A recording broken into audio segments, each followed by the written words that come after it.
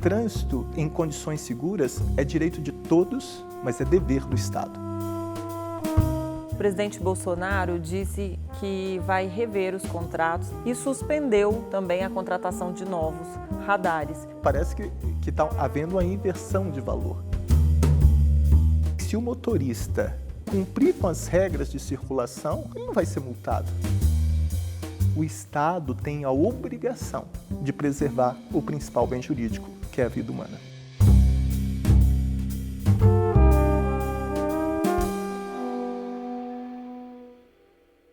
Senador, Maio Amarelo, e no trânsito, o Brasil tem o mesmo número de mortes que a guerra da Síria? É essa a situação? O senhor que já foi diretor do Detran do Espírito Santo viveu essa situação? É assim mesmo?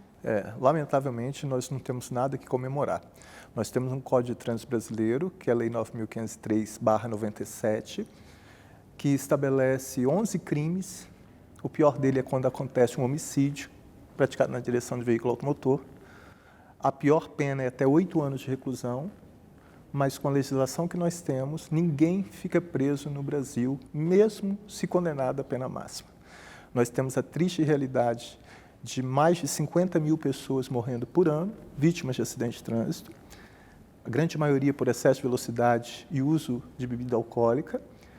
Nós temos aí mais de 400 mil pessoas ficando mutiladas, e aí você tem diversos tipos de mutilação, deformidade permanente de membro, sentido, função, perda de função locomotora, a pessoa fica paralítico, tetraplégico.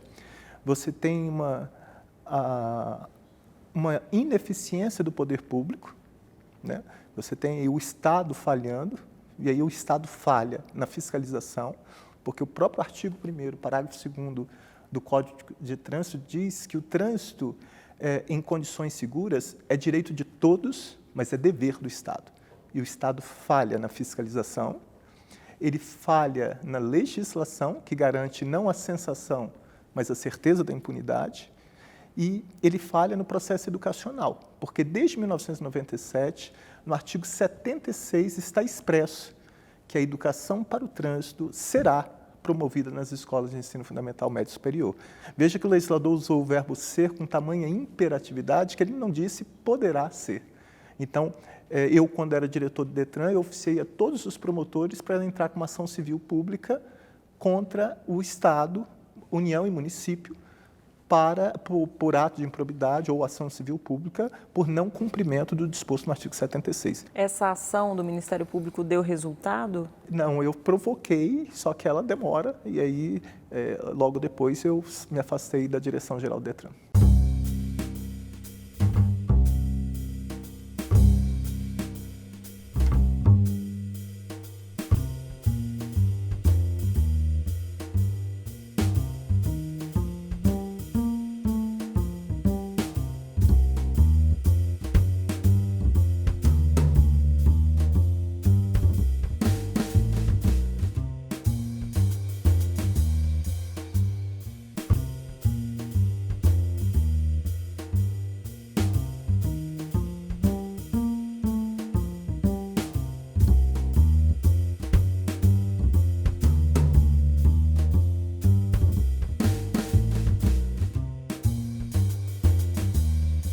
Vamos falar então da fiscalização. Perfeito. O presidente Bolsonaro disse que vai rever os contratos das concessões, os contratos de radar, né, de instalação de radar, e suspendeu também a contratação de novos radares.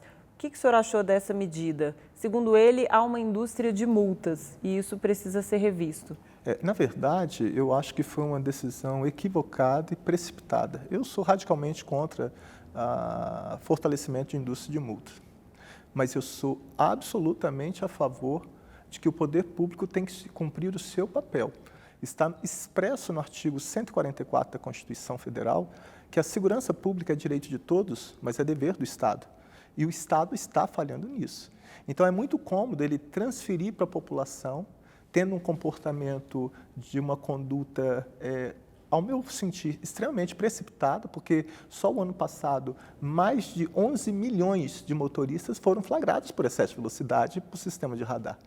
Então, não é uma indústria de multa se você parar para analisar e entender que se o motorista cumprir com as regras de circulação dentro do sistema viário, ele não vai ser multado.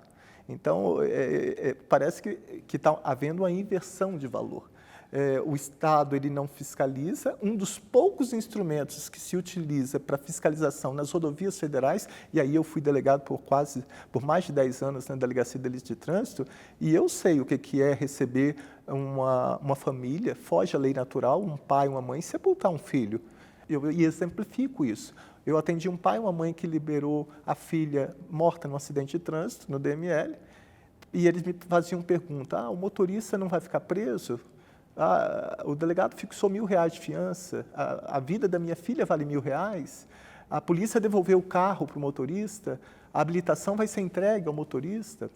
E aí eu comecei a entender que, infelizmente, no Brasil, o único condenado é a família da vítima, que sofre pela dor da perda e pela certeza da impunidade. Mas os radares são capazes de evitar esses acidentes? São, porque eles são colocados em pontos estratégicos, onde é feito um levantamento topográfico, é feito um levantamento do alto índice de acidente de trânsito, para aí sim colocar esses radares. Agora você tem um instrumento que é capaz de monitorar, principalmente nas rodovias federais, que é os acidentes com maior gravidade, e que agora você tira numa visão simplista, e eu falo até que ela não se justifica quando você avalia o valor da vida humana.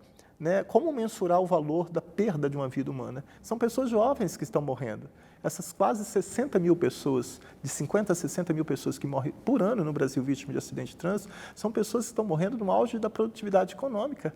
E que quem paga essa conta que beira uma estimativa conservadora de quase 2 ou 3% do PIB, e eu estou falando em 100 bilhões de reais por ano, que é a consequência dessa violência no trânsito. Então, em nome de uma pseudo-indústria de multas, você tira, eu não tenho dúvida, vai aumentar o número de acidentes de trânsito. O que ele deveria fazer era cobrar dos órgãos responsáveis pela segurança do sistema viário o efetivo cumprimento do artigo 320, porque lá no artigo 320 do Código de Trânsito está expresso o seguinte: toda receita arrecadada com as multas serão aplicadas exclusivamente em sinalização, fiscalização, engenharia de tráfego de campo, policiamento, educação para o trânsito. Retornar para o próprio sistema. Claro.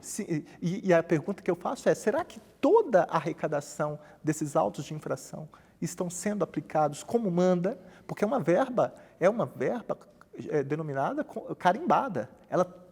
Elas serão aplicadas exclusivamente nessas áreas. Mas só para concluir, quando eu falei da morte, lá quando eu liberava as vítimas fatais, passava-se 3 meses, só vinha a mãe que perdeu aquela filha. E eu perguntava para ela, cadê seu esposo? Ela chorava e falava, nós nos separamos. E eu perguntava, mas separou por quê? O Estado não dá um apoio psicossocial para essas famílias, eles começavam a se cobrar como se fossem culpados pela morte da filha. A morte do matrimônio foi um desdobramento do acidente de trânsito, mas que ela não entra nas estatísticas. O irmão sente a falta da irmã, que ele perdeu no trânsito, e ele começa a mudar o comportamento, fumando, usando cocaína, maconha, álcool. Quer dizer, essa é outra morte com desdobramento. Né? O avô sente a falta da neta e ele entra no processo de depressão. Essas mortes que eu intitulava como morte simbólica, dói tanto quanto ou mais que a morte real. Eu não posso conceber, enquanto cidadão, enquanto delegado, enquanto professor de direito, agora enquanto senador, que numa visão míope, positivista, napoleônica convicta, se transfere para a sociedade e se condene a sociedade. Porque eu não tenho dúvida que, mais uma vez, quem vai sofrer vai ser a própria sociedade. Enquanto que não muda pela educação, o Estado tem a obrigação de preservar o principal bem jurídico, que é a vida humana. Agora, senador, do lado dos motoristas, é recorrente nesse debate o argumento de que nas estradas há uma variação muito grande de velocidade. né? Você tem a velocidade padrão dos veículos leves, que é 110 km por hora nas rodovias federais, mas tem radar de 80, de 60, às vezes até de 30. Há realmente essa variação muito grande e isso acaba prejudicando os motoristas? Olha, nós temos que entender que o Brasil, geograficamente, topograficamente, ele tem uma extensão territorial enorme e com um relevo diferenciado. Isso tudo é muito bem analisado. Nós não podemos subestimar a capacidade técnica dos órgãos. Isso são feitos estudos, o traçado das rodovias, o grau de elevação ou superelevação, de declive ou de aclive, de acentuação das curvas, quais são os impactos, qual a consequência se acontecer um acidente. Isso é tudo muito estudado. É claro que se tiver um momento que você verificar, e aí sim eu acho positivo rever, se está tendo essa reclamação, é plausível ou a pessoa está querendo apenas justificar um comportamento inadequado por uma falta de responsabilidade no sistema viário. Entre você não multar e você perder uma vida humana, o que é mais importante? Eu não tenho dúvida. Agora, a gente sabe também que tem motorista que freia só na hora do radar. Perfeito. E a gente já tem tecnologia para medir essa velocidade durante toda a via, todo o percurso que ele fez. Por que essa tecnologia não é usada? Porque há um impedimento da própria legislação, que o motorista ele tem que ser avisado, com esses radares eles têm que ser sinalizados, onde que está sendo monitorado aquilo, né? Então, para ele não ser, entre aspas, pego de surpresa. Eu concordo, em gênero, número, grau, que se a via está falando que é 80 ou 60, ele tem que estar dirigindo naquela velocidade. Infelizmente, isso é um impedimento que foi uma das coisas que me motivou a eu fazer um projeto de lei aqui, foi quando se autoriza, porque hoje, por exemplo, lá no estado do Espírito Santo, foi flagrado, inclusive foi veiculado na imprensa, tanto televisiva como no impresso, um motorista de caminhão que, sem um dos pneus, você imagina, um motorista de caminhão sem um pneu e o outro com a borracha cedendo, zigue-zagueando pela pista. Isso o cinegrafista de uma filiada de uma emissora estava passando e filmou, né? Ele zigue-zagueava pela pista sem uma roda, olha, um caminhão de grande porte, avançou o semáforo e, graças a Deus, não aconteceu acidente nenhum. Engraçado que no aspecto criminal, aquela imagem tem valor. Qualquer meio de prova é possível. Então, veja, quem pode o mais, pode o menos. Mas no aspecto de fazer um auto de infração, no aspecto administrativo, não podia ser feito nada. Chamaram a Polícia Rodoviária Federal e eles falaram, nós não podemos fazer porque só quem pode fazer o auto de infração é quem verifique isso e a autoridade ou seu agente. Então, quer dizer, para o que é pior, que é o aspecto criminal, a imagem tem valor. Mas para o que é menor, que é uma multa no trânsito, a imagem não tem valor. Motivado por isso, eu elaborei um projeto falando, olha, qualquer vídeo tem valor desde que seja remetido para a autoridade, aí ela vai chamar o suposto infrator, dando a ele o direito de contraditório e ampla defesa. Porque a questão é a veracidade dessas imagens. Por isso que tem, a ressalva é essa, assegurado o direito de contraprova. Não é assim pegar qualquer imagem. Isso vai ser aferida, né, nesse contexto. E não é simplesmente uma foto. Você tem que ver o dia, local, o horário. Eu acho que passou da hora do Brasil ter uma postura muito mais de entender que dirigir não é um direito, é privilégio. Tanto é que o nome da primeira habilitação é permissão. O Estado é um permissionário. Eu vou permitir que você entre no sistema viário, mas sempre que eu suspeitar que você está violando as regras de circulação, você será submetido ao teste do etilômetro, por exemplo. E se você não se submeter, eu vou presumir que você fez uso do álcool ou qualquer substância de efeito psicoativo. Isso, para mim, é legislar em defesa da vida. No caso de outras drogas, não tem ainda como verificar, né? Você não tem um sistema a não ser o exame de sangue. A não ser o exame de sangue, Não, mas no Espírito Santo, eu comecei, como houve uma alteração no artigo 306, que trata do crime de embriaguez na direção de veículo automotor, ele abriu, é por isso que eu estou falando que, no aspecto criminal, ele faz muito bem, graças a Deus. Ele fala assim, ou qualquer meio, a infração poderá ser caracterizada por vídeo, foto, ou qualquer meio de prova em direito admitido. Então, eu lembro perfeitamente que tinha um local no meu estado em que os jovens iam para um morro lá, um bairro nobre, e faziam uso de maconha. E quando eles eram abordados na blitz de lei seca, eles faziam o teste do etilômetro, dava 0. Então, eu falei assim, o que eu comecei a fazer? Eu infiltrei policiais lá. E eles filmavam os jovens fazendo uso da maconha, por exemplo, usando a substância entorpecente. E aí monitorava quando ele estava descendo com o carro. E aí parava ele, fazia o teste, ele ia dar 0 no álcool. Levava na minha presença e eu encaminhava para o médico legista. Ele não autorizava tirar o sangue nem a urina, mas o vídeo, aquela prova, tinha valor, e aí você pode fazer. Mas isso você tem que fazer todo um trabalho que requer tempo, dedicação. É diferente, por exemplo, com caminhoneiros que usam ribites ou barbitúricos nas rodovias federais, que você, infelizmente, ainda não tem um sistema que possa monitorar ou fiscalizar, salvo quando for por uso de substância alcoólica.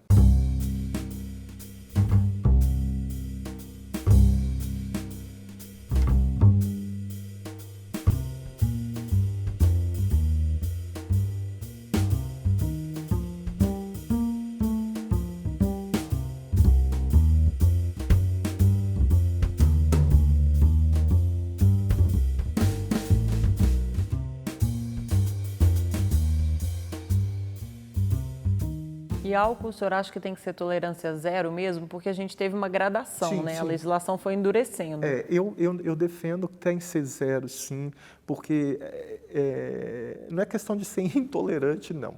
É porque o álcool no organismo, ele depende muito. Tem pessoas que são extremamente resistentes à bebida alcoólica. Tem pessoas, mulheres, por exemplo, com todo respeito, às vezes ela toma 2 taças de vinho e altera a capacidade dela biopsicológica. Tem pessoas que tomam um copo de cerveja. Então, isso depende do sexo, depende do peso, depende do tipo de alimentação, depende do metabolismo da pessoa. Existem países como a Austrália em que eles fazem essa diferenciação para a graduação da pena. Se você tem até 0,3, a sua pena é X. De 0,3 a 0,6 é Y. No Brasil, não. A tolerância é 0 e eu acho que é extremamente prudente como está. Melhor do que esse sistema da Austrália do que o senhor citou? Eu defendo até que o da Austrália seria positivo no Brasil, se fosse implantado, desde que aqui no Brasil nós tivéssemos uma presunção de culpa, como existe lá, para a pior das hipóteses. Eu requeiro que você faça o teste. Se você não fizer, eu vou presumir o pior índice para você, a pior pena. Aí, tudo bem. O senhor tem um projeto também para garantir que as pessoas que ingeriram álcool e se envolvem em acidentes fiquem presas. Isso. Na verdade, o Congresso Nacional, infelizmente, o ano passado, ele teve um comportamento totalmente retrógrado na lei de trânsito. Porque o presidente da República, claro, que passou na Câmara dos Deputados, no Senado Federal, e foi sanção e mudou. Ele colocou no homicídio culposo, que é aquele praticado por imprudência, negligência ou imperícia, ou seja, sem intenção, que todos nós estamos sujeitos a praticar, a pena é de 2 a 4 anos. O que ele fez? Ele colocou um parágrafo 3º falando que a pena é de 5 a 8 anos de reclusão, quer dizer, reclusão, pena privativa de liberdade, se o motorista matar alguém e se ele estiver embriagado, quer seja pelo álcool ou qualquer substância de efeito psicoativo. Ora, os meios de comunicação social, todo mundo teve a percepção de que agora o motorista iria ficar preso se fosse condenado até 8 anos de reclusão, porque é uma pena privativa de liberdade, uma pena de reclusão, não é nem de detenção. E quando, na verdade, não é assim. Mesmo se ele for condenado à pena máxima hoje, ele não vai ficar nem um dia preso. Por que não vai ficar nem um dia preso? Porque o Código Penal, no artigo 44, inciso 1º, ele determina o seguinte: as penas restritivas de direitos são autônomas. O que são penas restritivas de direitos? prestação de serviço à comunidade, fornecimento de cesta básica, limitação de final de semana. Então, ele fala lá no artigo 44. As penas restritivas de direito são autônomas, mas elas vão substituir as penas de prisão, qualquer que seja a pena, se o crime for culposo. Como esse parágrafo 3º, ele que estabelece que a pena é de reclusão de 5 a 8 anos, se o motorista matar alguém e ele estiver embriagado, como ele está no crime culposo, não importa a pena que está ali. Eu até tentei, na época eu era corregedor-geral do Estado, eu liguei para cá e falei, pelo amor de Deus, não deixa sancionar essa lei, não. No meu último grito de esperança para tentar não garantir, fazer com que motoristas ficassem impunes. Então, hoje, esse meu projeto, ele estabelece justamente isso. O motorista aqui no Brasil matar alguém ou lesionar e ele estiver em estado de embriaguez, quer seja pelo álcool ou qualquer substância de efeito psicoativo, fica vedado, proibido substituir a pena. Aí sim, se ele for condenado de 5 a 8 anos de reclusão, ele vai ficar preso, efetivamente. E o senhor acha que essas pessoas têm que ser julgadas numa vara especificamente de trânsito, que é um outro projeto apresentado? Isso. Por que eu fiz também esse projeto, que é uma vara especializada? Como existe na Lei Maria da Penha, né? Você tem na violência doméstica familiar, você tem vara especializada. Eu, na minha experiência profissional como delegado há 27 anos, no meu estado tinha, na capital, uma vara especializada no trânsito. E aí, o juiz que trabalha nessa vara, o promotor que trabalha nessa vara, os serventuários que trabalham nessa vara, eles acabam se especializando no assunto e eles acabam tendo uma sensibilidade muito maior com aquele tema. Por isso que eu defendo que esse tema, como a morte no trânsito, toda a família adoece, o Poder Judiciário pode dar uma prestação jurisdicional muito mais humanizadora. Onde dá para ser, né? Não nas cidades que tem um juiz perfeito. apenas. Não, justamente, aí não tem. Aí você limita de acordo com a lei de organização judiciária. Mas eu defendo isso. Por quê?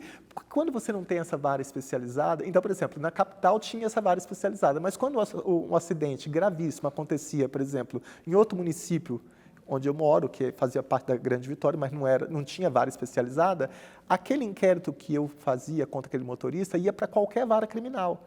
Então, no próprio meio, você acaba banalizando. Você fala assim, não, aqui eu tenho um processo de furto, aqui eu tenho de roubo, aqui eu tenho de estupro, aqui eu tenho de estelionato, e tem esse aqui de acidente de trânsito. Então, você vai priorizar qual? Eles sempre priorizavam os outros, como se fossem mais graves, e deixava sempre os crimes de trânsito. E isso acontecia o quê?